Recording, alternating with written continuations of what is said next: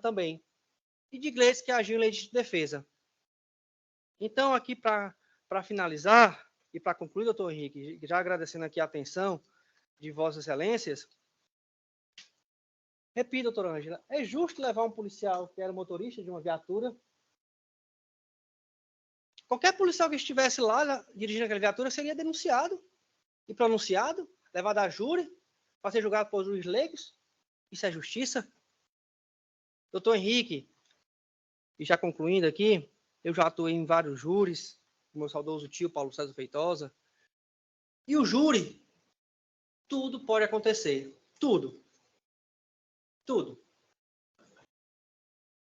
E o juiz, ele apenas preside o júri e dosa a pena.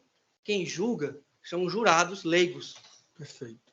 Então, eu peço venha aqui a sentença de pronúncia, doutora Rosilene e demais embargadores, para pedir a impronúncia dos 3 policiais, tendo em vista que o primeiro não sequer entrou, o segundo também não tocou na vítima, e o terceiro agiu em legítima defesa. Ou, ao menos, doutora Ângela, que impronuncie Daniel, que era o motorista da viatura, posto que este não merece ir a júri popular e sofrer uma dor de ir para um júri. Agradeço a todos e finalizo aqui minha sustentação. Agradeço. Obrigado, doutor. Concedo a palavra ao doutor procurador, doutor Pedolito. Tem mais 2 minutos que o doutor excedeu ali. Não, mas eu vou ceder. Doutor Leonardo, muito prazer em cumprimentá-lo. Quero registrar aqui que eu trabalhei em Lados ao Porto com o doutor Paulo César, ele como assistente do júri, que eu sempre fui muito amante de júri, né? Fazia muitos julgamentos ao ano, inclusive com o desembargador Henrique, ia fazer alguns. Mas dizer que seu tio era um advogado de muito talento, tá certo? Assim como o senhor também, no esforço aí, na atividade relevante do senhor de advogado, para valer a sua posição de defesa. Penso que, não obstante os esforços empreendidos pelo senhor, este momento não é possível, nessa esfera,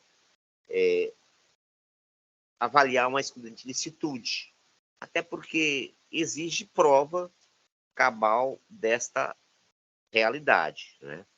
De forma o fato centrado aqui da abordagem policial, muito embora tenha sido fora do contexto natural, da forma que é retratado aqui, ou pelos pela vítima, pelos familiares, que seja ou não, que utilize ou não do tráfico, o fato é que a realidade da abordagem policial ela foi absolutamente inadequada.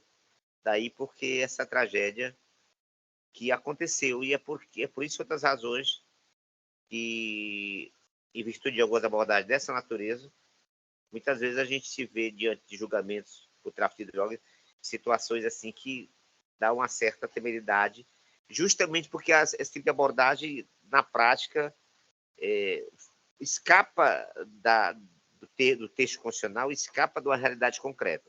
Mas o senhor deu muito ênfase ao doutor Daniel, e o doutor Daniel, pelas suas palavras, lógico, me parece aqui, pelo contexto da denúncia e pelos relatos das pessoas que, inclusive testemunho ocular, que depuseram em juízo, é que ele estava no contexto da abordagem. Por isso mesmo, pontuado aí pelo senhor, que ele pediu reforço porque estava lá abordando uma pessoa. De forma que, neste momento, as ponderações do senhor com relação à questão da impronunciar os acusados, não me parece adequado, porque os indícios de autoria e materialidade estão flagrantes, estão inseridos no contexto dessa prova que foi recolhida pelo juízo de primeiro grau. Aqui, muito embora o Diego seja parente da vítima, mas é um testemunho ocular. O relato dele, assim como a posição defensiva dos cidadãos acusados, também é meio de prova tem que ser avaliado no contexto total. Mas ele disse que realmente foi uma abordagem absolutamente truculenta, vamos dizer assim, com o maior respeito que temos aos nossos policiais militares, fazem um grande trabalho, mas a abordagem foi inadequada, segundo ele aqui, derrubaram a porta, passaram a pressionar muito as pessoas, e no caso, inclusive, a pessoa que foi a óbito. Por isso que no momento da questão de óbito foi verificado a questão da sessão de tortura, como é posto da pronúncia, como é posto nos relatos aqui, levado a efeito na manifestação melhor do Ministério Público, e não na pronúncia, a vítima perdeu o sentido e, segundo atestou sua morte por politraumatismo, né? Demonstra o que leva, que converge a uma realidade de que os agentes da segurança pública queriam a todo custo ter acesso a uma eventual droga que, segundo consta, não chegou a ser apreendida.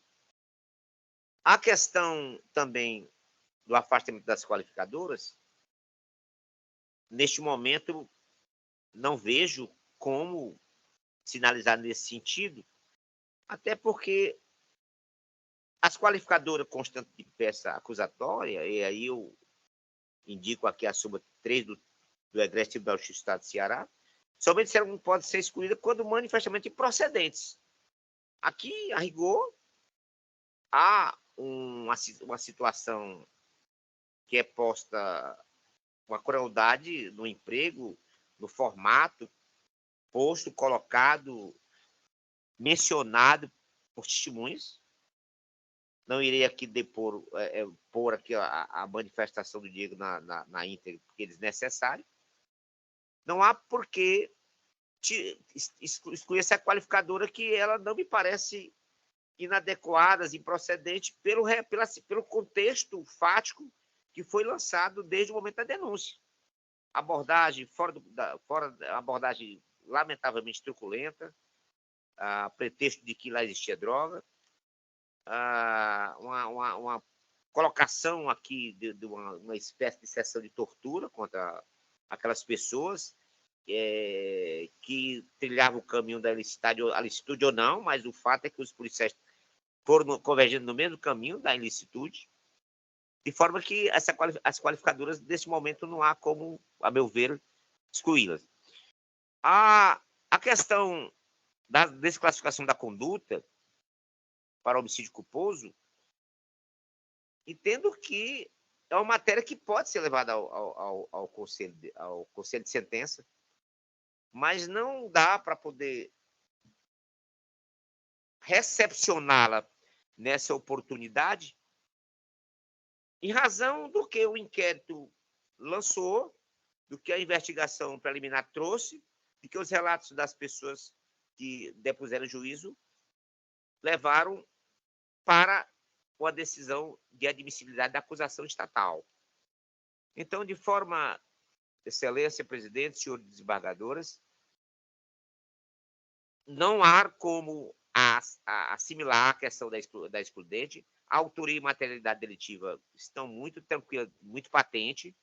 A questão do senhor Daniel será muito bem tratada e discutida no plenário, porque as próprias palavras que vejo aqui, respeitosas do doutor Leonardo, ele coloca o Daniel também na abordagem, porque ele pede reforço na oportunidade considerada, levando a dar credibilidade aos depoimentos também na fase levantada. E nesse momento de dúvida, não é? Nós devemos preservar o duplo processetar, no sentido de preservar a pronúncia e submeter sendo os acusados submeter a julgamento, onde certamente, com o brilho do doutor Leonardo e demais causíticos que poderão eventualmente elaborar nesta sessão, distribuir justiça da melhor forma possível. Muito obrigado, excelência.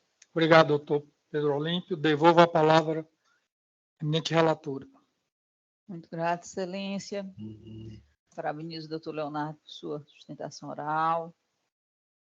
e vou pedir licença a Vossas Excelências, que compõem a trinca julgadora, para me demorar um pouco mais nesse voto, porquanto a situação requer um cuidado mais apurado. Quando eu recebi o doutor Leonardo, por 2 oportunidades, ele me chamou muito a atenção, como fez aqui na sustentação oral, na situação específica do soldado policial de nome Daniel.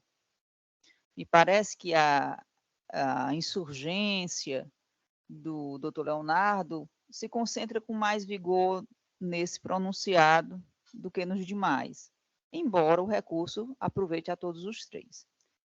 E diante do relato do doutor Leonardo, eu, além do cuidado normal, eu fui buscar se há realmente elementos para manter a pronúncia em desfavor dos 3 policiais. Exatamente porque, nesse momento, a gente não faz um exame aprofundado do mérito, a pronúncia é uma decisão de admissão para um segundo momento, mas o momento é de se revisitar a prova e se verificar se há elementos para levar todos os 3 pronunciados ao conselho de sentença. E eu digo que sim. Há uma testemunha chamada Marcos Antônio de Souza Amaral, cujo depoimento eu fiz uma livre degravação da mídia que está às folhas 11, 24, 11 e 25. E este rapaz, que era vizinho da dona Dagmar, também presenciou os fatos. E ele disse que os 3 policiais se revezavam no ambiente da residência.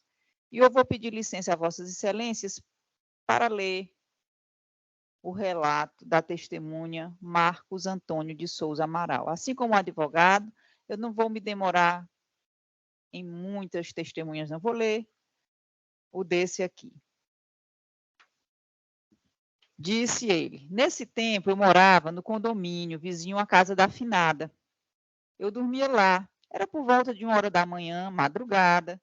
Chegaram arrombando a casa dela e quando eu fui ver que barulho era aquele, eles me abordaram e me colocaram dentro da casa também, de joelhos. Ela já estava sendo agredida. Aliás, ele disse, ela já estava sendo agredida. Ela não aguentou a pressão, aí ela morreu. Aí eles levaram na viatura para o hospital. Ela não desmaiou, ela morreu lá mesmo. Eu estava com ela e o filho da finada, e ela não aguentou e morreu. Já levaram morta para o hospital. Eles colocaram sacos em mim, nela e no filho da vítima. Queriam droga e dinheiro, e ela não tinha nada. Tanto que eles agrediram mais e mais para ver se ela dava conta, e ela não tinha. Todos os 3 de joelhos, saco direto, murros na costela. Quem falou dos problemas respiratórios, foi o filho dela. E eles continuaram torturando. Eles têm fama de violento, os 3. Aí o promotor indaga, os 3 denunciados? Ele responde, os 3. Eu tenho, assim, até medo de represália, porque eu falo isso aqui e depois eles eu queria mesmo era uma proteção do Estado. O que acontecer comigo foi eles, isso eu estou dizendo que ele disse. Estou morando em outro bairro. Daí pergunta o promotor, quando a Ana Kelly chegou, a mãe dela já estava sendo levada? Já. Sem falar, doutor, que eles estouraram meus ouvidos, fraturaram minhas costelas e falavam direto que um dos 3 vai morrer. Aí a senhora não aguentou e morreu. Ela faleceu dentro da casa dela. Eles botaram dentro da viatura para socorrer, mas só que já era tarde. Eu era caseiro, tomava conta de uns prédios que tem lá. Eu acordei com o barulho arrombando a porta, não entrou na construção, eu saí para socorrer ela. Aí eles pegaram, vem tu também. Eles revezavam. Esse moreno aí, o Gleidson, colocava mais saco na cabeça da senhora, direto. E eu pedindo, pelo amor de Deus, para ele não fazer isso. Tinha um comandante, viu? Não era nenhum dos 3, não. Um senhor louro, de cabelo grisalho, comandando os policiais. Falando como se fosse o comandante. Ela falou alguma coisa? Não? Pois bota o saco de novo. O comandante estava lá, ele estava vendo. Eram 2 viaturas que estavam lá. Pelo relato, chegou uma viatura posteriormente. De novo, falando como se fosse o comandante, a testemunha. Ela não deu conta de nada, não apareceu nada, não? Promotor, o nome dele? Não sei o nome dele. O promotor, a vítima a todo momento falava que era asmática? Não, quem falava era o filho dela. O filho dela era que falava, o Diego. Promotor, a polícia encontrou alguma droga, arma ou dinheiro na casa dela? Não encontrou nada, nada, nada. Eu quero que faça justiça. O advogado da defesa indaga. Como você sabe que ela não estava mais viva? Você fez algum teste nela? Uma mulher que colocam 10 vezes um saco na cabeça e fica toda roxa, ela não estava mais viva. De novo, o advogado de defesa. Como você sabe que ela faleceu no local? A família tem um papel do hospital dizendo que ela já deu entrada no hospital já morta. E a partir daqui é só em relação à morte. A integral de gravação livre está no voto que será disponibilizado logo em seguida dessa sessão. Feita essa consideração, eu não enxerguei como, neste momento, senhores desembargadores, excluir a responsabilidade dos 3 policiais e em pronunciar qualquer deles. Essa testemunha foi enfática, dizendo que havia um revezamento entre os policiais, e a prova indiciária até agora coletada em relação à materialidade, ela é robusta, ela é incontestável, incontrovérsia, o laudo é bastante conclusivo. E em relação à autoria, os indícios até agora, doutor Gelson, não nos autorizam solução sumária tampouco, muito menos, e com a mesma razão em pronúncia. Então, agora, eu vou pedir vênia para ler a proposta de ementa, e não vou ler a verbetação, eu vou ler os itens do voto, é longo, mas eu peço paciência. Insurgem-se os recorrentes Daniel Evangelista de Lima Neto, Francisco Tiago de Oliveira Viana e Gleidson da Silva Santos, contra a decisão que os pronunciou como incursos no artigo 121, parágrafo 2º, 3 e 4, tendo como vítima Maria Dagmar Moreira de Oliveira, sob a alegação de não haver indícios suficientes de autoria ou participação, razão pela qual pugnam pela reforma da decisão recorrida para despronunciá-los. Em sede de pedido subsidiário, os recorrentes postulam pelo decote das qualificadoras de tortura e do recurso que impossibilitou defesa da vítima, por considerarem não haver provas nos autos a embasá-las. No tocante aos pronunciados Daniel Evangelista de Lima e Francisco Tiago de Oliveira Viana, a defesa roga pela impronúncia ou absolvição sumária de ambos, haja visto que não teriam concorrido para o falecimento da vítima nos termos do artigo 415, 2 do CPP.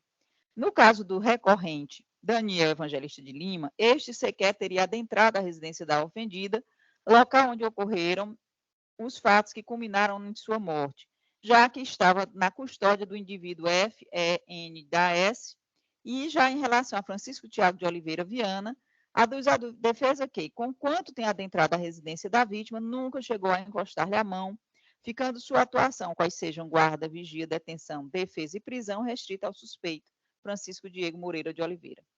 Já que no que concerne ao pronunciado Gleidson da Silva Santos, a defesa sustenta que o referido policial agiu em legítima defesa, pois a vítima se desvencilhara das algemas e passou a agredi-lo, sendo, por isso, necessária a forma de imobilização utilizada para evitar que alcançasse sua arma de fogo, requerendo, ao fim, a absolvição das acusações que ora lhe são impostas. Em sede de pedido subsidiário, o aludido recorrente solicita a desclassificação de homicídio doloso para culposo, já que não teve a intenção de ceifar a vida da vítima quando a conteve segurando-a no pescoço. Caso contrário, não teria prestado os primeiros socorros ou mesmo a encaminhado ao hospital de Maracanaú. No rito dos procedimentos julgados pelo Tribunal do Júri, a pronúncia encerra um juízo de admissibilidade inicial da peça acusatória, dispondo o artigo 413 do Código de Processo que o juiz fundamentadamente pronunciará o acusado se convencido da materialidade do fato e da existência de indícios suficientes de autoria ou de participação no delito. No caso concreto, em que pese a argumentação trazida no recurso, a materialidade delitiva foi comprovada pelo laudo cadavérico de folhas 21 e 22, o qual atestou que a vítima, abre aspas, apresenta escoriações nos joelhos e mãos, apresenta congestão e equimose na face, apresenta marcas de equimose com escoriações com sulcos nos pulsos, característica de imobilização pelos membros superiores. Exame interno, aberto tórax e abdômen com retirada do plastrão condroesternal. Verificamos fratura das quarta e quintos arcos costais direitos. Apresenta fratura no externo. Verificamos pulmões congestos com petequias. Encontramos fígado congesto e o útero com mioma.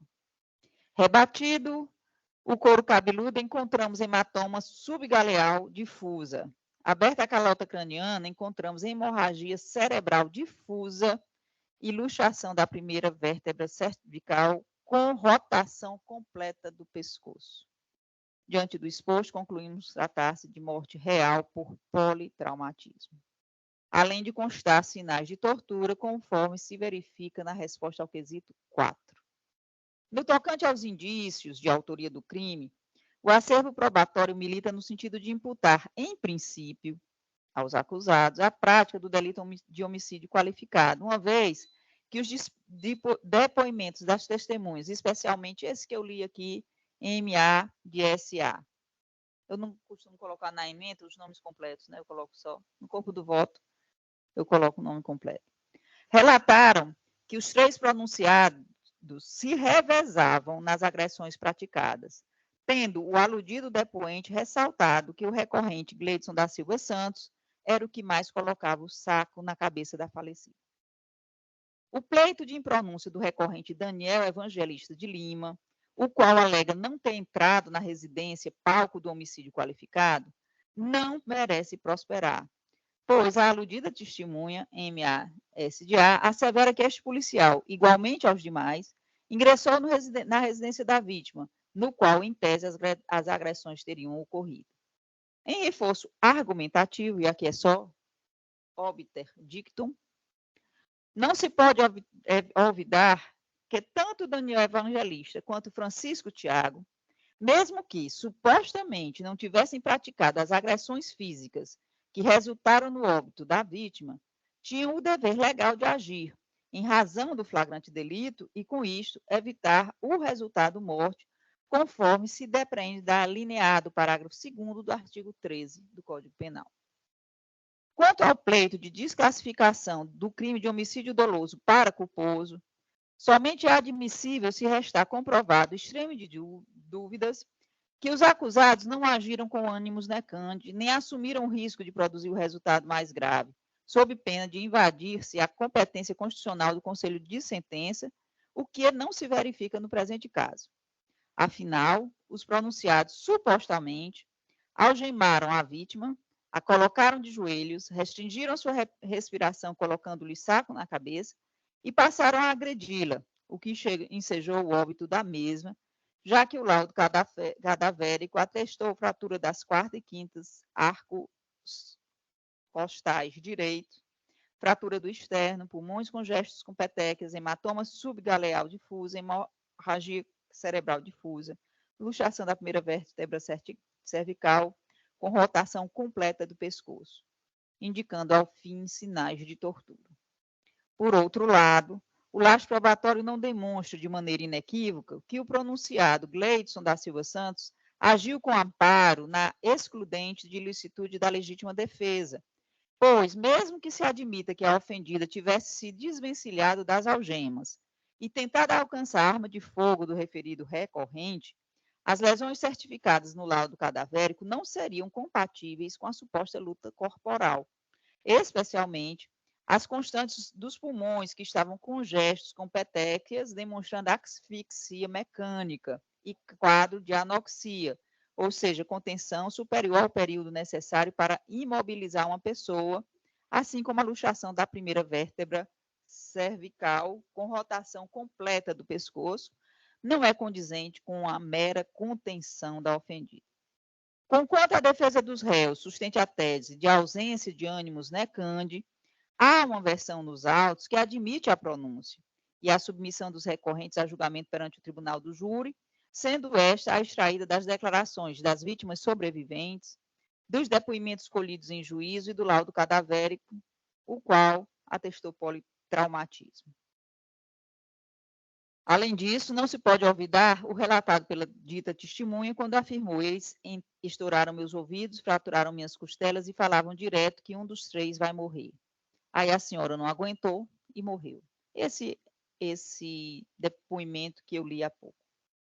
Caso o arcabouço probatório não seja capaz de comprovar de forma indubitável a ausência de dolo homicida, não há que se falar em desclassificação para o delito de homicídio culposo, já que, em tese, o mero fato de o recorrente Gleidson conter a vítima pelo pescoço não seria capaz de, a princípio, provocar todas as lesões atestadas pelo laudo cadavérico, tampouco acarretar sinais de tortura, folhas 22, devendo as teses suscitadas pela defesa serem submetidas ao conselho de sentença. Já o decote das qualificadoras só é permitido quando houver provas robustas de sua inexistência. Do contrário, seu exame deve ser delegado ao tribunal do júri, como dito pelo Dr. Pedro Olimpo, ateu da súmula 3 desse Tribunal de Justiça. Compete ao conselho de sentença decidir se os recorrentes teriam supostamente agido por meio da qualificadora de tortura, pois, além do laudo cadavérico, os depoimentos das testemunhas prestados em juízo foram unânimes, ao relatarem que os policiais algemaram, colocaram de joelho, agrediram, causando-lhe prolongado sofrimento, já que a prática teria perdurado por mais de 1 hora, segundo a testemunha JP da S. Em relação à qualificadora da impossibilidade de defesa, também não há como afastá-la para o momento, haja vista que a ofendida estava imobilizada, totalmente à mercê de seus algozes, sem condições de oferecer qualquer resistência aos ataques praticados. Diante do evidenciado, a decisão de pronúncia nos moldes como foi proferida é medida que se impõe, cabendo ao tribunal do júri apreciar livremente a tese da acusação e as teses defensivas, dirimindo quaisquer dúvidas, recurso conhecido e desprovido como voto, excelências. Obrigado, desembargadora Ângela. Como vota a desembargadora Marluce? Senhor presidente, eu acompanho a relatora. Perfeito. Farei apenas um breve esclarecimento, umas considerações muito rápidas, dado o adiantado da hora. Realmente, esse caso, assim como em relação à desembargadora Ângela, me chamou muita atenção quando o doutor falou em relação ao pronunciado Daniel, que ele estava guardando a viatura. Também como ele o fez hoje, muito bem, brilhantemente. Aí eu fui ver com bem mais cautela, em relação aos outros 2, eu não tenho nenhuma dúvida que devem submeter ao crivo do cenáculo popular. Mas em relação ao Daniel, eu fiquei com essa dúvida, notadamente quando o doutor Leonardo, em contato por videoconferência, se manifestou a mesma preocupação que a senhora tem. Aí eu fui ver os depoimentos, porque realmente o motorista ele fica na guarda, sempre, na guarda da viatura. Como o doutor disse, tanto para proteger a próprio veículo, como também ele estava contendo aquela primeira pessoa, o Francisco Emanuel, que foi o primeiro que foi contido. E diz que os outros 2 é que ingressaram na casa onde ocorreu o fato.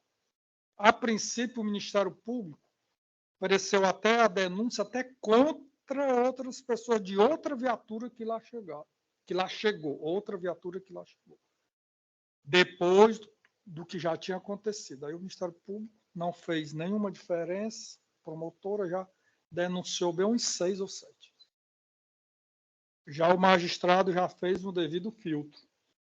Ele rejeitou a denúncia em relação a todos esses componentes desta outra viatura do reforço, que quando lá chegou, já teria ocorrido o fato, e, mais uma vez, conforme que o doutor disse, que o Daniel que pediu esse reforço. Aí eu fui ver os depoimentos, tanto dos familiares da vítima, que estava lá, do filho, do Francisco Diego, também como dessa testemunha que a senhora falou. Já essa testemunha, ela já disse que são 4. Ele diz aqui, a senhora leu aí. Não eram nenhum dos 3, não. Um senhor louro do cabelo grisalho é que comandava. Ou seja, ele já disse que tem um quarto. Além dos 3, tem mais um outro, não é isso? Eles revezaram. Esse moreno aí, o Gleidson, colocava mais saco na cabeça da senhora, direto. E eu pedindo, pelo amor de Deus, para ele não fazer isso. Tinha um comandante, viu? Não era nenhum dos 3. Ou seja, além ele disse, testemunha, coloca um quarto pessoa. Por isso que eu vejo o depoimento dele com uma certa reserva. Por ele colocar mais uma, além dos 3, ele coloca uma 4ª pessoa, o comandante, que é louro, o senhor louro de cabelo grisalho. Então, eu realmente fiquei com muita dúvida, tanto por esse depoimento, como pelo depoimento do familiar da vítima. Aí tem os depoimentos dos policiais, tudo que nós temos que sopesar tudo, né? Não só um lado. Dos policiais que disse que o outro não entrou, que só entraram os 2 mesmo, o Francisco Tiago e o Gleidson. Mas eu confesso que essa dúvida não me leva a excluir de pronto, ou seja, despronunciar o Daniel. Porque, como eu disse, tem uma dúvida. Essa dúvida eu acho que deve ser dirimida pelo Cenáculo Popular, pelo Tribunal Popular do Júri, que é o órgão competente para conhecer e deslindar os crimes dolosos contra a vida. E o doutor, como já foi dito aí, certamente ele, pelo conhecimento que ele tem, ele vai explorar no eventual julgamento no Tribunal do Júri. Também, como eu disse, a minha dúvida era só em relação ao Daniel, que essa dúvida eu entendo que deva ser dirimida pelo Cenáculo Popular. Em relação aos outros 2, o Tiago e o Gleidson, também eu não encontro amparo para despronúncia, para desclassificação. Também em relação às qualificadoras, não são manifestamente improcedentes. Então, sem delongas, eu adiro o voto da eminente relatora.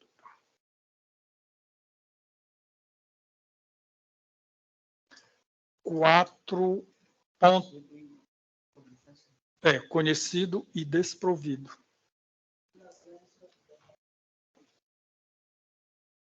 Boa tarde, doutor.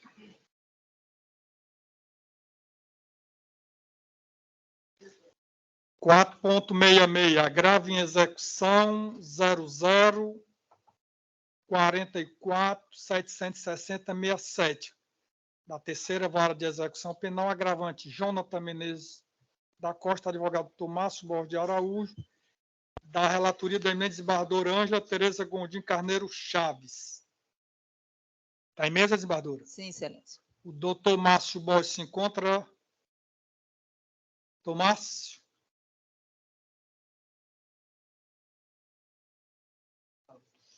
Foi provido, né? Então, o doutor não se encontra na sala, recurso conhecido e provido. É isso, desembargadora? É isso, excelência. Esse aqui também foi um agravo em execução bastante sui generis, uma notícia também de um procedimento administrativo disciplinar instaurado contra um apenado. E o que me causou espécie neste agravo é que nos autos da execução não constava o PAD, só o relatório conclusivo do PAD. E eu pude constatar que a penalidade que foi aplicada ao reeducando, a falta grave que foi homologada pelo juiz da execução, ela pode não ter existido, né? Ele alega que é portador de doença celíaca que Certo. estaria fazendo uma prova de um programa chamado Livro Aberto, teria passado mal e o policial penal não teria deixado ele ir ao banheiro e, por conta disso, ele fez as necessidades ali mesmo. E foi instaurado um PAD contra ele, e foi a ele aplicada uma falta grave, o juiz homologou, e com todas as consequências, né, para novas databases para concessão de benefícios.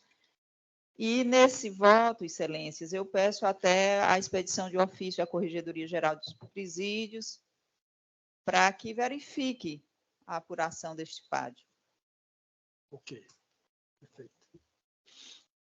Então, vamos agora, findou nessa parte, terminou já? Essa parte de pedido de preferência, constatação oral. Vamos aos destaques. 4.7, recurso antidistrito 00319264 da relatora desembargadora Ângela. Adiado, confirma, desembargadora? Sim, excelência. 4.21, recurso antidistrito 0282622970. Isso aqui já falamos, né? Foi adiado. Confirma, né, desembargador? Já tinha até perguntado.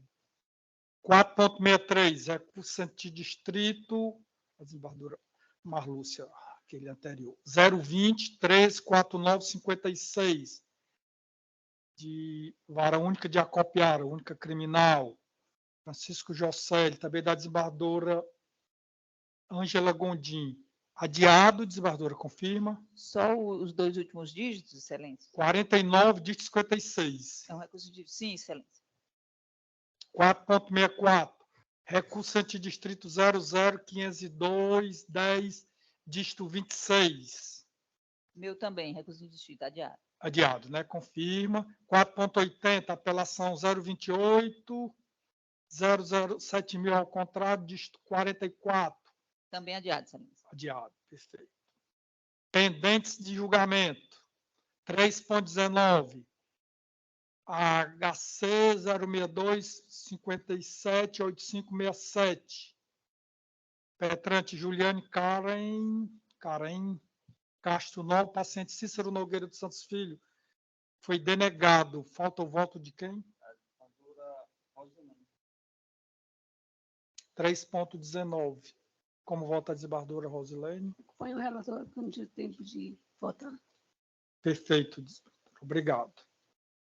3.45, HC 062, 4765, dígito 41. A desembargadora Ângela Tereza Gondim Carneiro Chaves votou no sentido do conhecimento e denegação da ordem. Falta quem votar. Qual é esse? 54, 41, estou vendo. Vossa Excelência inaugurou aqui uma divergência, entendendo pela possibilidade de substituir a prisão preventiva por medidas cautelares. Ele é colaborador, é réu primário. Eu acompanho a divergência inaugurada por Vossa Excelência. Só que está inaugurando. Deve ser. Eu fiz por exatamente, eu fiz essa observação para a desembargadora, porque ele é réu colaborador, e no primário, né, bons antecedentes, e seria o caso de aplicar cautelar, já que ele estaria, né, cooperando com o deslinde de outros casos. Mas eu ouço a desembargadora Excelência, Ângela. Esse é um caso que eu absolutamente estou convicta de que ele não pode receber medidas cautelares. Ele ameaçou a vítima, se Vossas Excelências virem as vítimas, não, é um homicídio. Foi um delito que ocorreu no interior do Estado. Nesse contexto que nós já conhecemos, de guerra por facção, a vítima tinha descumprido as regras de conduta da facção e praticado pequenos furtos.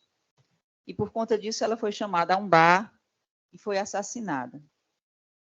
E a testemunha, Juliane, amiga dela, foi quem apontou o acusado. Ele está preso em presídio federal. Essa testemunha foi ameaçada com pichações na rua onde ela mora. Inclusive, assim, K9 não fala, K9 leva bala, até uma poesia. Então, eu, sinceramente, Vossas Excelências podem dar as cautelares para ele.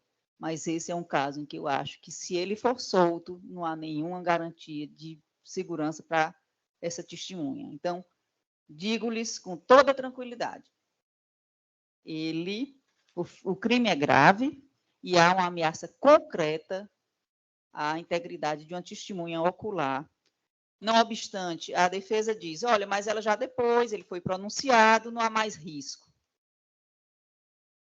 Eu discordo. Eu penso que, se ele voltar, ele pode fazer alguma coisa com essa moça.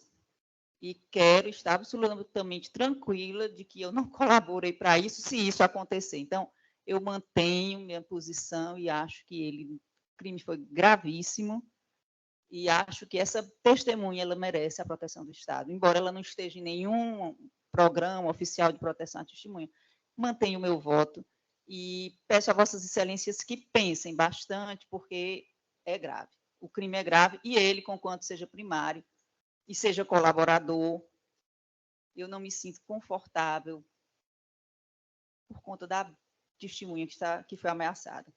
É como voto.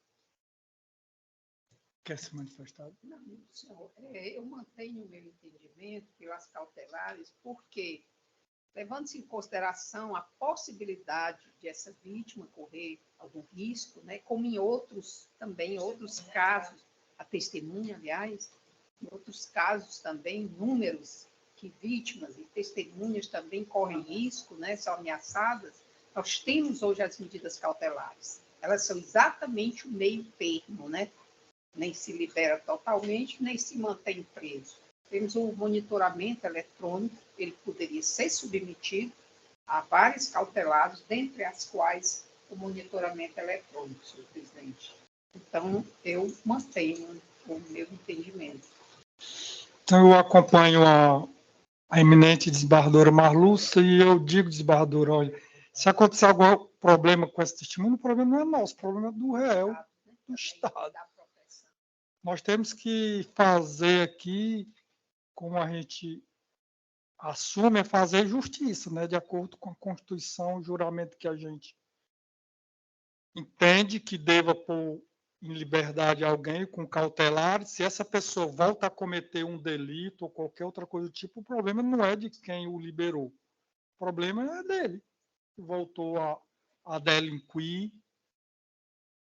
Eu digo assim, como disse o ministro Marco Aurélio uma vez, que ele soltou um réu, o réu fugiu. Aí o cara disse, problema do senhor? Não, o problema é do réu. O réu é dele que fugiu, agora ele é um foragido. Depois ele fugiu. A desembargadora Marluce, que é a mais voltou antes. Mas eu divido com ela em outras, se tiver. Tem mais algum? Tem. 3.49, 062, 4819, 07. Ah, isso aqui, né?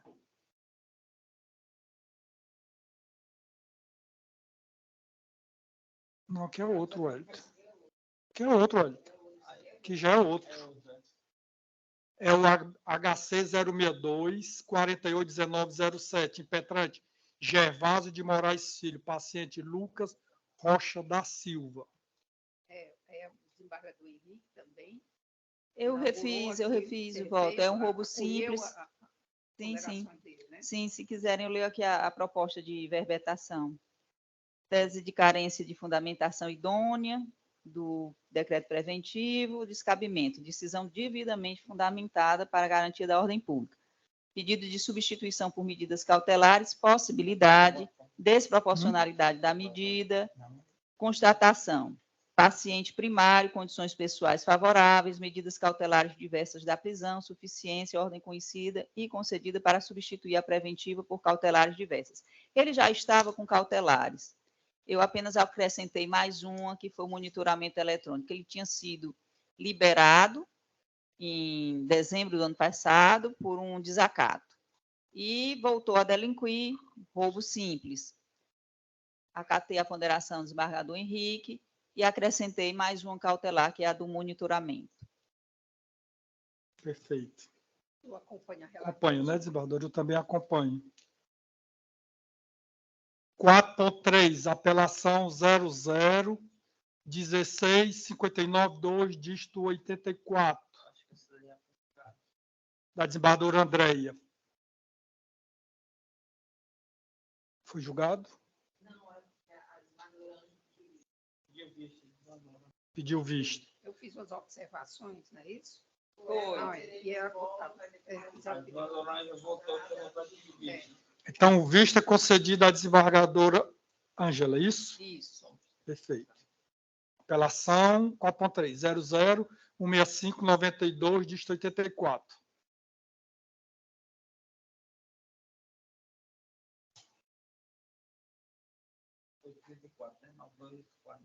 É, 9284. 4.4.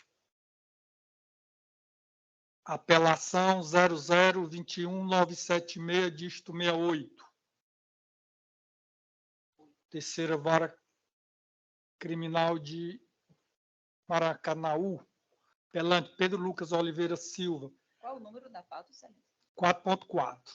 Apelação 00-219-76, dígito 68. É da relatoria da desembargadora Andréia Mendes, que votou recurso conhecido e parcialmente provido. Falta o voto da desembargadora Marluce. Senhor presidente, aquela questão da prova ilícita, né, decorrente da invasão do domicílio. No caso, os policiais que participaram da prisão em flagrante do ora apelante esclareceram que a investigação se lastreou em informação anônima, sem qualquer registro de que tenha havido situação que ensejasse legitimamente a quebra da garantia constitucional da inviolabilidade domiciliar. A prévia ocorrência de denúncia anônima não tem o condão de, isoladamente, possibilitar que os agentes públicos entrem na residência, a residência alheia, que é asilo inviolável. Então, senhor presidente, vou dispensar a leitura aqui do voto divergente, concluindo que, em dissonância com a douta relatoria do feito, dissentindo do entendimento expresso em seu judicioso voto, conheço da presente apelação, mas para dar-lhe provimento, ainda que sob fundamento diverso do que alegado nas razões recursais, reformando a sentença vergastada para absolver o réu ora apelante, por imprestabilidade equivalente à ausência de prova da materialidade delitiva, o que faz com a rima no artigo 386, inciso 2 do Código de Processo Penal. Com voto, senhor presidente.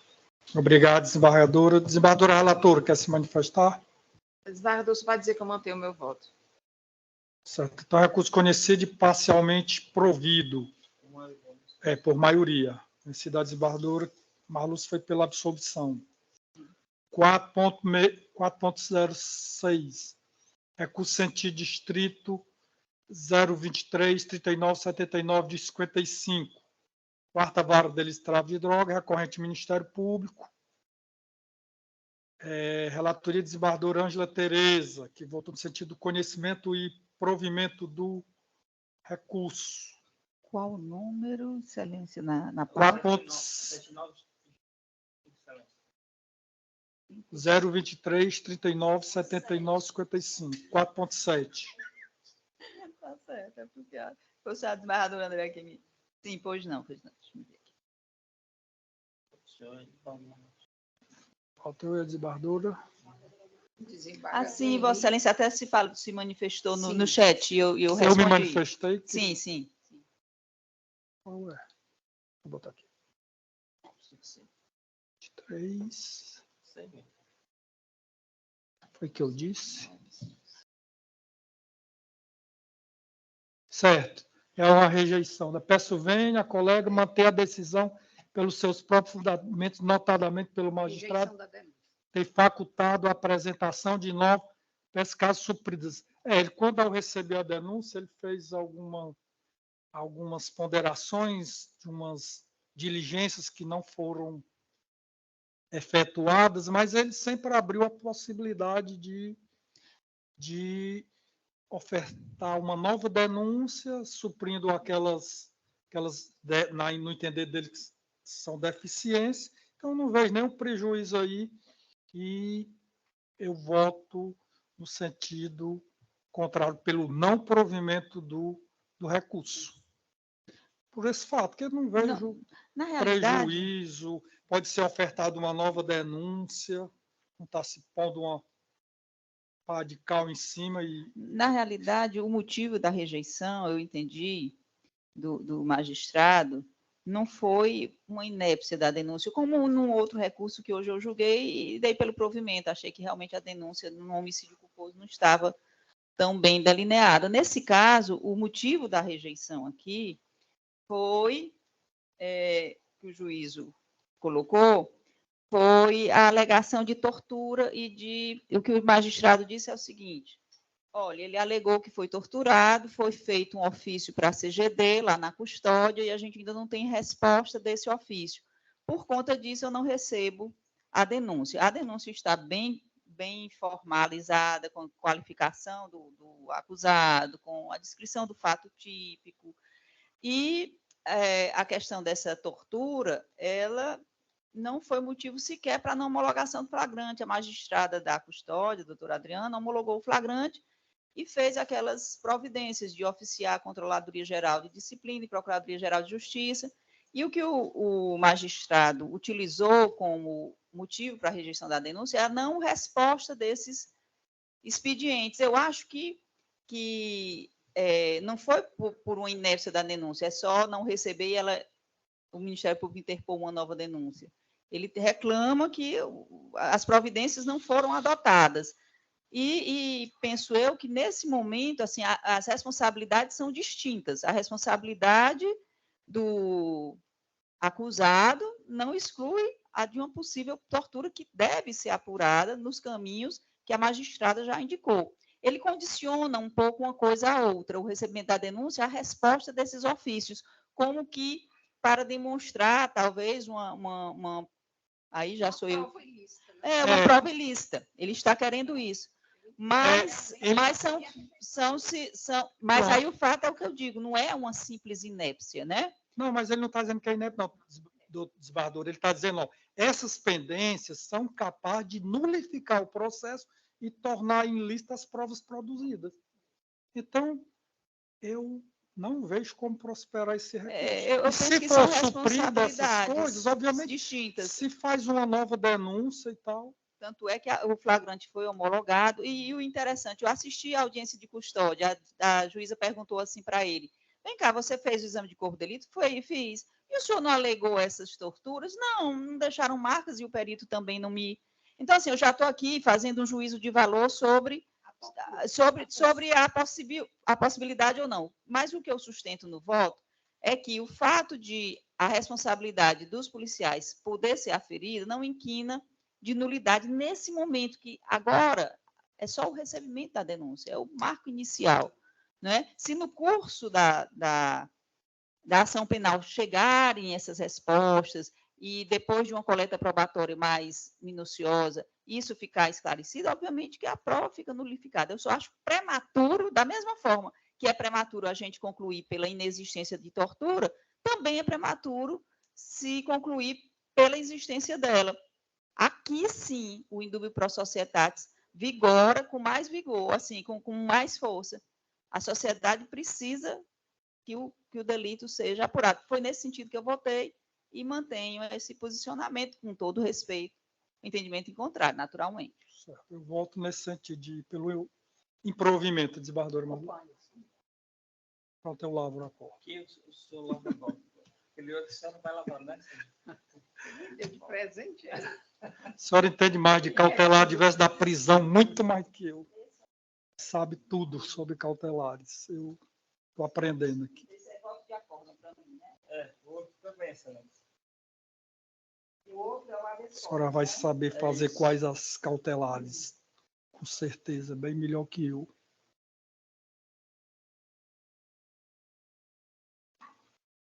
Agora, 4.52.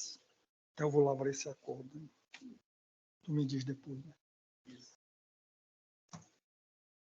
4.52. Agravo em execução penal 00-744-03 de 70, com marca de origem Fortaleza.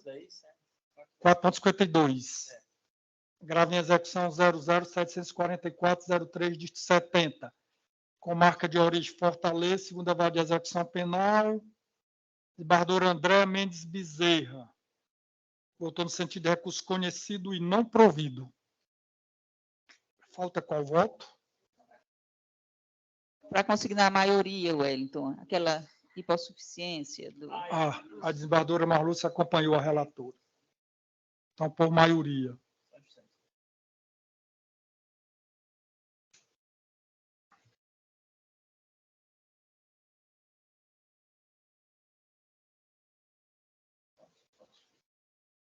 (4.70) Agravo em execução 00-14-999 de 49. Com marca de Fortaleza, relatoria da desembargadora Ângela. Recurso conhecido e provido. João Paulo Bibiano de Souza. Agravante o Ministério Público. Falta qual voto? Você pode repetir aí a numeração? É o 00-14-999, dígito 49. 49. É, um agravinho em execução, agravante o Ministério Público. Deixa eu ver aqui. 00-14. Perfeito, encontrei aqui minha manifestação. Senhor presidente, ao exame... A saída antecipada, perfeito. Sim, ao exame detalhado dos presentes fólios, firmei convencimento de que não assiste razão jurídica ao agravante, vez que a decisão, ora impugnada, se encontra devidamente fundamentada, mostrando-se, neste estágio do processo de execução, em consonância com a realidade fática, bem como com o objetivo primordial da pena, qual seja a ressocialização. Observo que a decisão concessiva do beneplácito está devidamente fundamentada dentro dos critérios definidos pelo Colém do Supremo Tribunal Federal para a adoção de tal providência, aqui objetada no recurso em julgamento. Portanto, conheço do presente recurso, mas para negar-lhe provimento, em divergência ao judicioso voto da relatoria, mantendo-se a decisão que deferiu a progressão de regime ao agravado e, logo em sequência, concedeu-lhe o benefício da saída antecipada em regime semiaberto com prisão domiciliar. Perfeito. Desembargadora Ângela? Nesse caso, o apenado ele tinha sido beneficiado anteriormente, sofreu várias violações, voltou para o semiaberto, digamos, regular. Posteriormente, ele pediu a saída antecipada e foi concedida, e é contra essa segunda decisão que o Ministério Público se insurgiu. Ocorre que, no curso do julgamento do recurso em sentido estrito, ele sobreveio uma nova condenação e uma unificação de penas, o que postergou o requisito objetivo, e hoje ele está há mais de um ano para a obtenção da progressão ao aberto. E como eu tenho sempre entendido que a gente tem que verificar o tempo de pena no intermediário, eu acho que esse tempo para aquisição do aberto, com a unificação de penas, ficou bastante delongado. É aquilo que eu venho sempre defendendo aqui a posição na fila para a obtenção do benefício em razão da proximidade ou não da progressão ao aberto. Como já com a nova data da base dele para aquisição ficou para 5 de maio de 2024, a gente ainda tem mais aí um ano, eu entendi que a saída dele era prematura. Não se trata de regressão de regime, nada disso. Se trata apenas de uma nova data para aquisição de progressão. E como eu tenho me movimentado... Sim, pois não. Mas quando foi examinada e a aprovação da sentença, não tinha essa segunda parte aí, não. Então, o juiz tinha que decidir sem essa unificação. Aí, se for o caso, eles vão perquirir em relação a essa nova unificação, porque não tinha essa unificação para 2024, quando foi proferida a decisão do juiz da execução. Isso que no meu sentir, eu não posso levar em consideração essa unificação posterior. Entendeu, desembargadores? Só isso. Porque não fazia parte, como é que o juiz não poderia imaginar que iria acontecer isso? Obviamente tem as consequências, será reanalisado, mas não pode regredir, exatamente. Mas no momento nós estamos só vendo essa decisão anterior, que seria em 23. Perfeito? Então, por maioria, não é isso? Ou a senhora...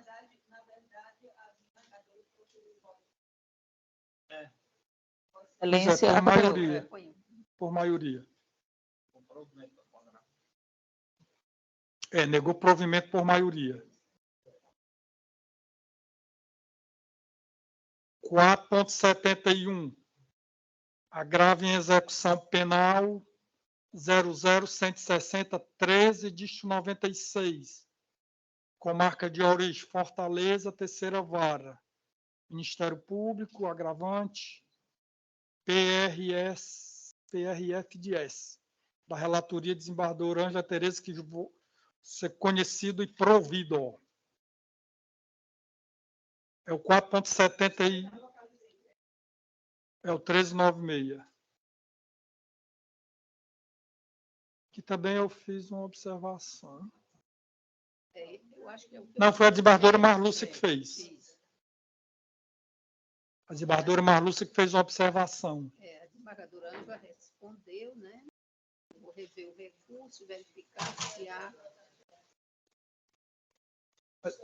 A senhora fez uma manifestação, desembargadora Marlúcia, né? Não, sim. Aí a desembargadora Ângela respondeu aqui no primeiro momento, né? Ela disse que acabou de reler a decisão movimental. Mas no terceiro momento, no segundo, ela disse que acabei de rever a decisão, tal, faz menção ao Paulo Ricardo.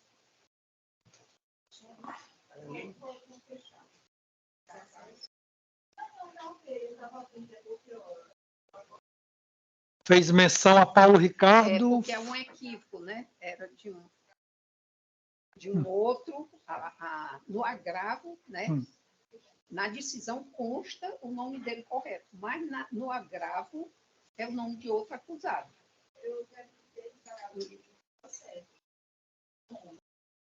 Mas em qual peça está correto?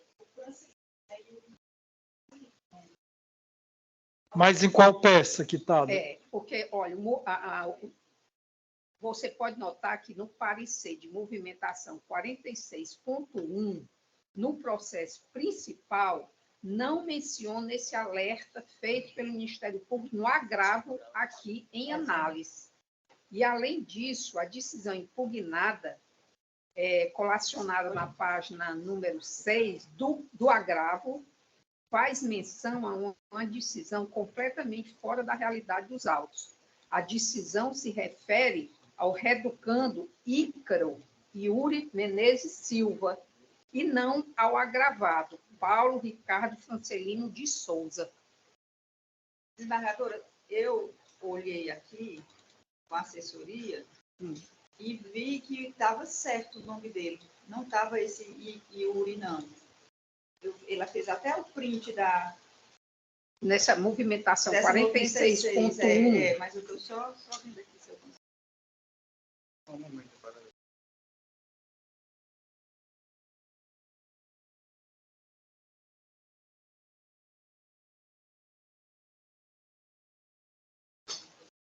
Porque ficou travado, sabe?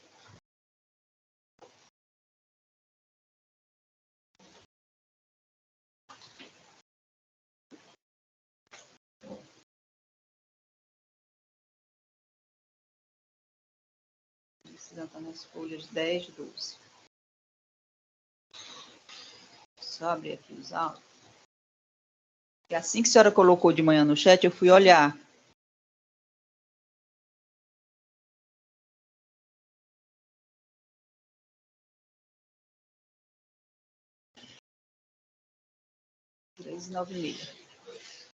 Autos digitais. Eu vou abrir aqui os autos do processo. Ela está nas páginas 10 e 12. Verifique a página 6 do agravo.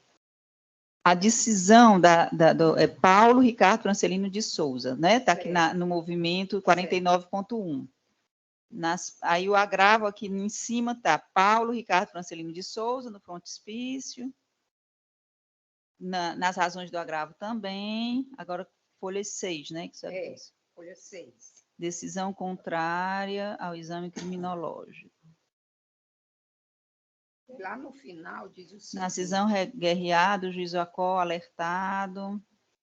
Aí ela coloca aqui um trecho da decisão, não é isso? É. Ah, e aqui no reeducando Ícaro Menezes. Agora, exatamente. Agora eu entendi o que a senhora disse. Na citação dela, na citação dela, parece que ela se refere a outro réu. Outro processo. Acho que ela pode ter, aqui na decisão do doutor César Belmino, ele não cita nem o nome do réu, é uma decisão mais genérica, assim, né?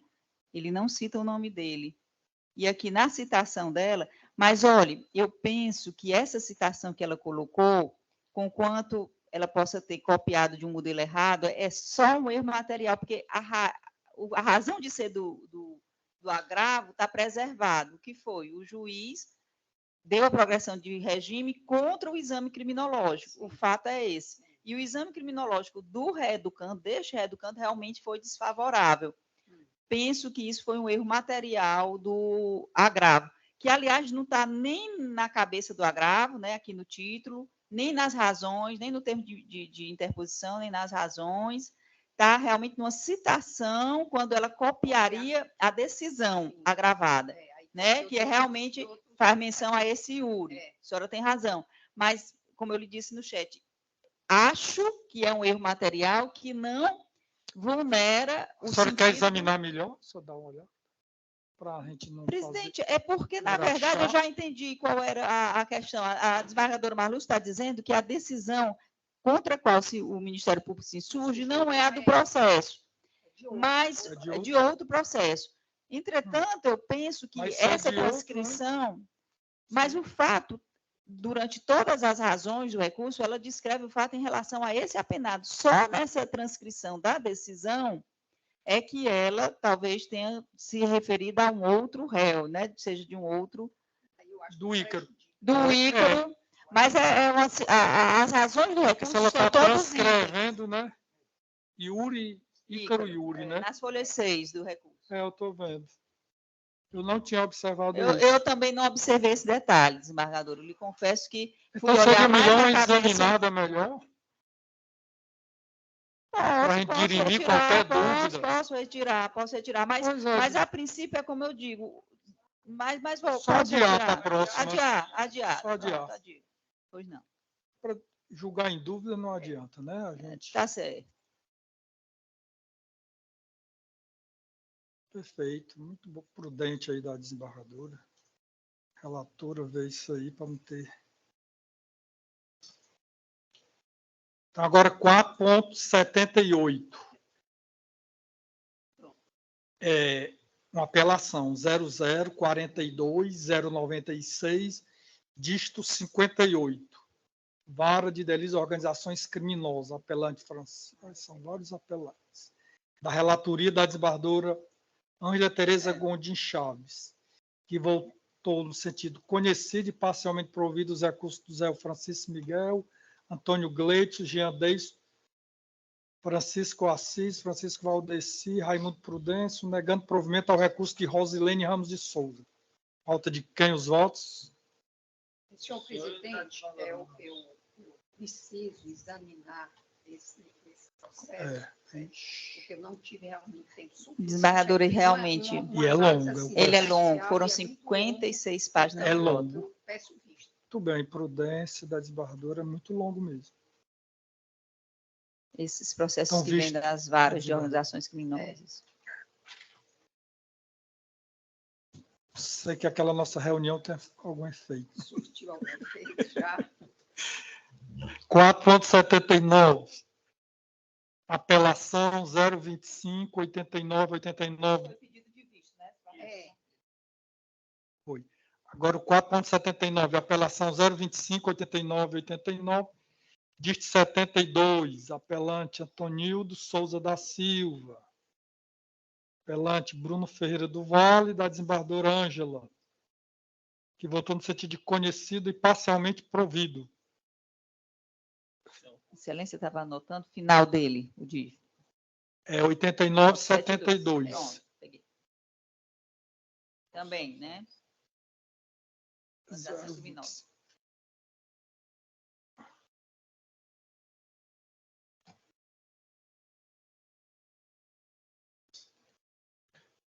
Está faltando o meu voto, é? Por que é que eu não votei? Fiz alguma observação? Não, né?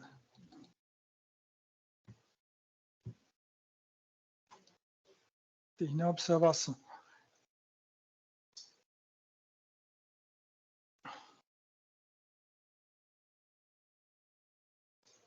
mas eu acho que tem observação, né? 80 Eu e... botei, mas não paga dano. Não, O número é o 00 não. É o, 92 não, 200. é o 025, Ah, não. Então, 89, 89, dígito 72. não é isso.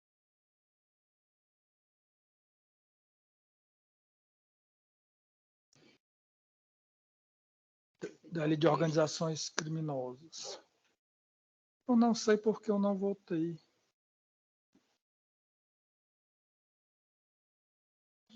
Também é aquele um bem longo. Não sei o que aconteceu. Acho que eu... Desembargador, vou pedir vista também, viu? Perfeito. Só não vota assim? Não, aqui não. Não é o 025 89 89, dígito 72. 72, 2020. Não votei. Então, visto. Então, vista, mas pediu vista. Aí é só provisório. É, Vista concedida à eminente desembargadora. mesmo assim, o meu Marlúcia. também não tem. Aqui, né? Então, vista a desembargadora Marlúcia. Eu tô Apelação 4.81, apelação. Mas o que vale é aqui na sessão, né? Apelo mesmo que tenha ou não, não interessa. Como? O voto da desembargadora Ângela foi de cento...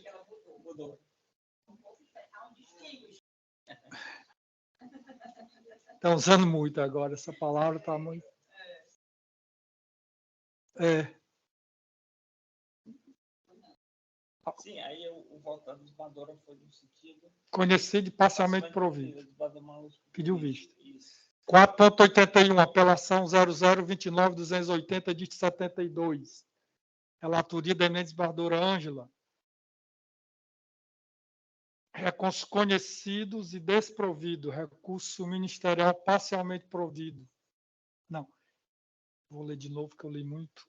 Recursos conhecidos e desprovido o recurso ministerial e parcialmente provido o recurso da defesa. Pois é. Não sei o que é isso. Ah, que é o que eu fiz uma observaçãozinha irrelevante, periférica, desembargadora.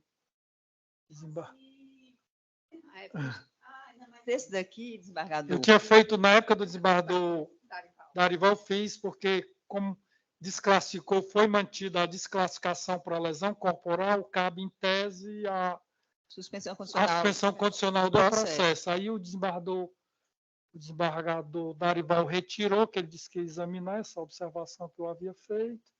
Aí a senhora Ele retornou pegou, né, para o ela. E já fiz. a herança E mandei o para acervo e fez observação, né?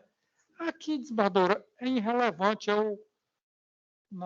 porque eu só acho mesmo uma contradição a gente aplicar uma pena e voltar para a suspensão condicional do processo. Porque o Ministério Público recorreu também. Certo. Então, a gente Mas aqui a senhora está mantendo a desclassificação, mantendo a desclassificação. O que é que se faz, geralmente? mas alterei a pena, reduzi Sim, parcialmente. reduziu.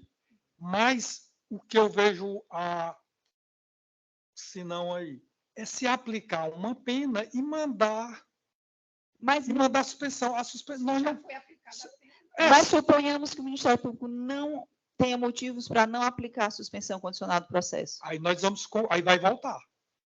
Voltar para cá. Se o Ministério Público não...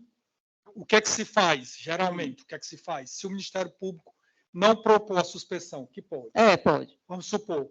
Ou o réu diz, não, eu não aceito a Sim, suspensão. também é uma possibilidade. O que é que vai fazer?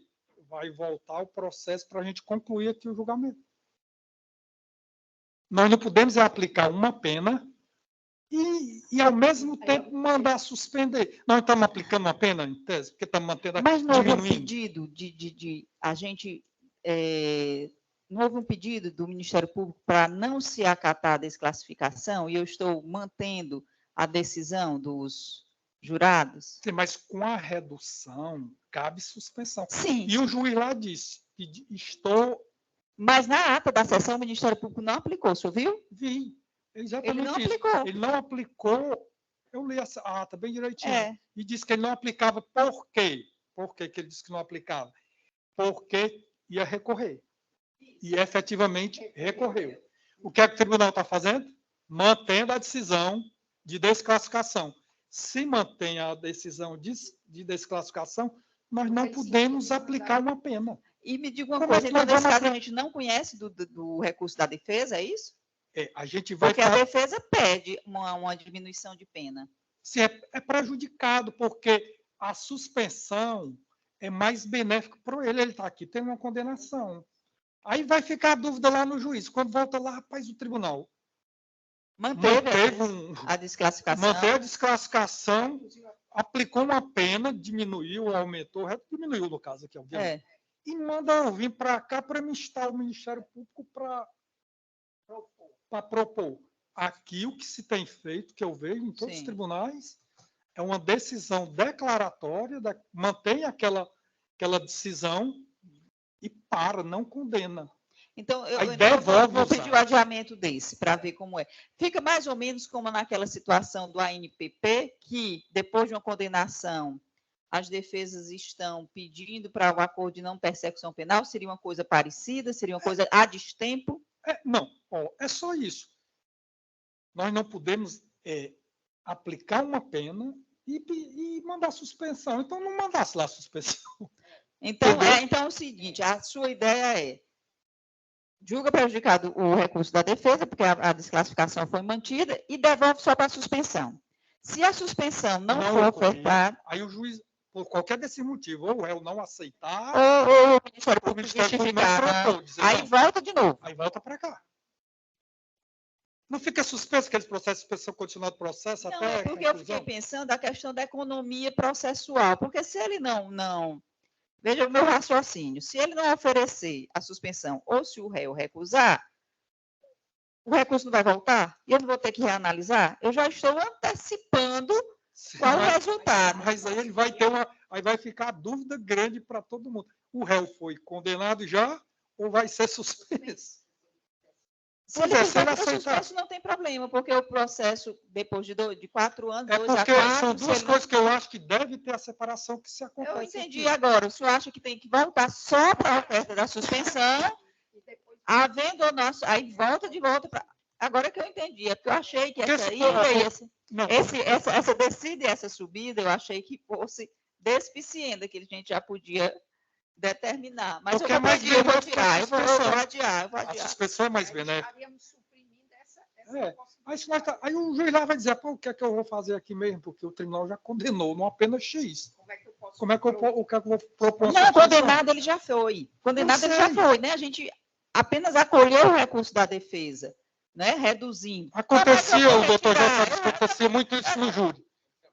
Muito. Aí eu estava logo o MP, a doutora Alice, aí ela disse, não vou oferecer propor suspensão, porque eu vou recorrer. Foi a mesma coisa Eu, que ela perfeito, eu também não usava o 28 para o procurador nem nada, porque era justo, não é o motivo. E se cai um, cai tudo, se não cai, volta tudo. Então, não tinha prejuízo nenhum, Pois entendeu? Então eu vou adiar. Perfeito. Está anotando,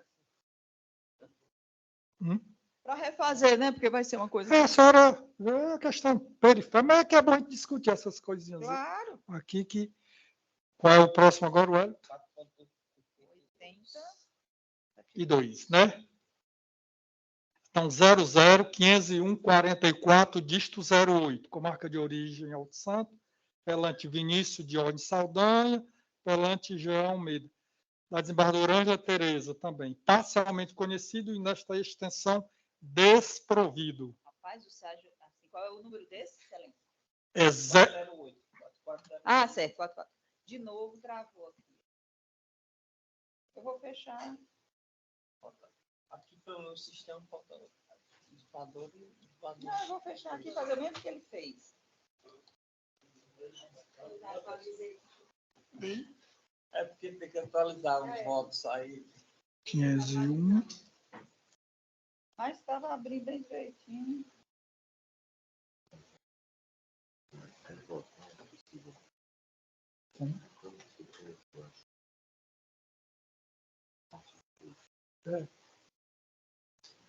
Verdade. O Sérgio passa a sessão toda tranquila. Aí quando chega na hora dos meus processos. Esse é Deixa eu me ver. um assalto, afastamento. Não, tem divergência não. Quer dizer, nesse momento aqui, né? Porque tem uma questão aqui que eu preciso analisar, que é essa nulidade no reconhecimento. Eu acho que é do reconhecimento, do né? reconhecimento fotográfico. É o 4408, né? Pronto, estou com ele aberto. Nenhum dos dois, não há É comunicação do reconhecimento no chat, não. fotográfico. Não tem nada no chat, não. Isso. Tem não. A senhora vai pedir vista? Vou. Perfeito. Então, o voto da relatora assim. Parcialmente conhecido na extensão desprovida, a desembargadora Marlúcia pediu vista.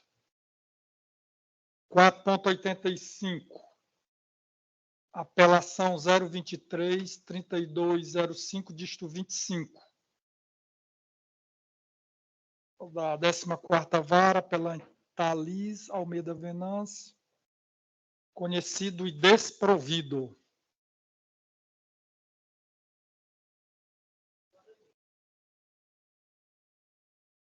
Zero 0525.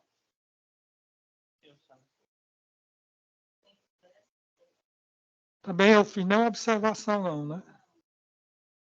Eu não fiz, conhecido improviso. Eu votei, né? Votei. Essa aqui eu estou vendo aqui.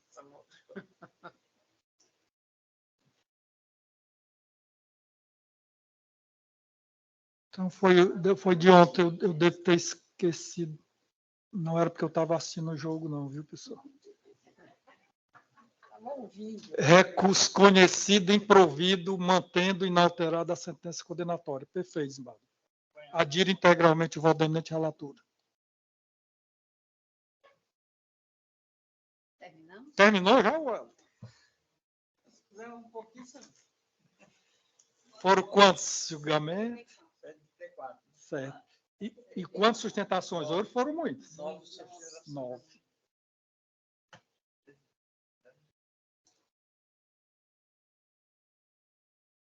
Algum? E mais. Aqui foto mandei para a Cristiane. Já mandou para ela, né? E eu lavro um e ela lavra outro. Também, Certo. Então, algo a ter falado? Então, eu declaro encerrada a nossa sessão, agradecendo a presença de todos.